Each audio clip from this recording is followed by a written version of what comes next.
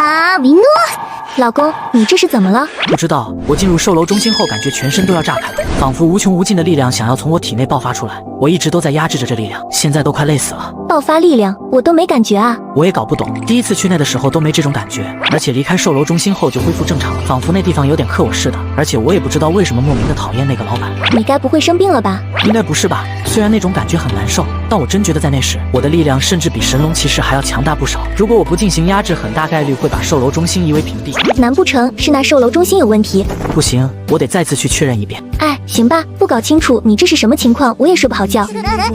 二人再次来到了售楼中心，但没想到此时已经被警察给包围了，还拉上了警戒线。2个半小时前才刚刚来过这里，怎么突然就被查封了？这位哥们，请问这里到底是发生了什么？听说是售楼中心的老板失踪了，我也不是特别了解，我只是刚打完篮球路过的小黑子，咱也不知道，咱也不敢问。失踪？是啊，据说他约见了启程商盟的运营部长后，就立刻失踪了。现在整个市的警察都在找他。瞧，那边的胖子就是启程商盟的运营部长。高大男子说着的同时，用手指着一名售楼中心前方正在接受警察询问的肥胖男子。他就是启程商盟的运营部长啊！然而，当苏晨望向了肥胖男子时，顿时又有一股即将要爆发的力量，很快便充满了全身。随之而来的就是一股憎恶的感觉，也随之涌上心头，仿佛是有过生死大仇的敌人一样。苏晨越来越难以压制住这股力量，牵起容洛儿一步踏出，直接就来到了100米开外。你哇，这人牛啊！1步100米，难道是传奇前辈？苏晨，你到底怎么了？抱歉，洛洛，我好像又犯病了。你冷静些，能形容下是什么样的感觉吗？一开始还好好的，直到看到了那个肥胖男子，立刻就变成这样了。而且明明是第一次见到启程商盟的运营部长，感觉有一种血海深仇的感觉。难道是弑神者的力量？刚刚你带着我离开售楼中心的时候，说实话，我差点都跟不上你的速度了。是神者吗？呼叫小金收到，请回答。只见金色的妖精瞬间就出现在了苏晨的眼前，飘来飘去，面带微笑，对苏晨的呼唤似乎早有预料。在的，主人有什么事情吗？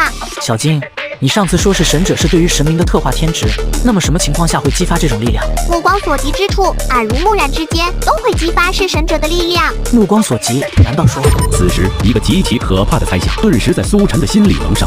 先前那股被压制的力量，恐怕就是弑神者的力量吧？而会激发弑神者力量的唯一条件，就是遇到神明。那么只有一个可能，售楼中心的老板以及启程商盟的运营部长都是神明的化身。容洛儿也很聪明，苏晨想到的事，他自然也想到了。二人对视一眼，点了点头，心照不宣的立即就回到了售楼中心。然而此时启程商盟的运营部长已经离开了此处，留下的只有一地的吃瓜粉丝。苏晨，现在还有那种感觉吗？没有，看样子这里应该没有神明了。不过那究竟是什么类型的神明，拥有什么类型的能力？不太懂，神明的力量多种多样，单凭已知的线索，实在是难以分辨究竟是什么。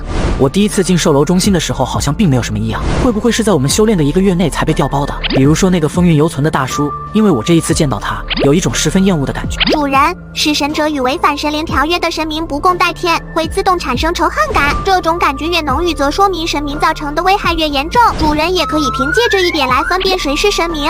这样吗？这么说，售楼中心的老板以及启程商盟的运营部长全都是神明？不对，神明的领地意识非常强烈，也几乎没有多少合作意识，所以同一个城市内不可能容得下2位神明。我知道了，这次的神明是什么了，恐怕是能够完美模仿对方，并将对方吞噬，获得记忆的2重幻影。30年前被剥夺神格的尼尔斯。2重幻影？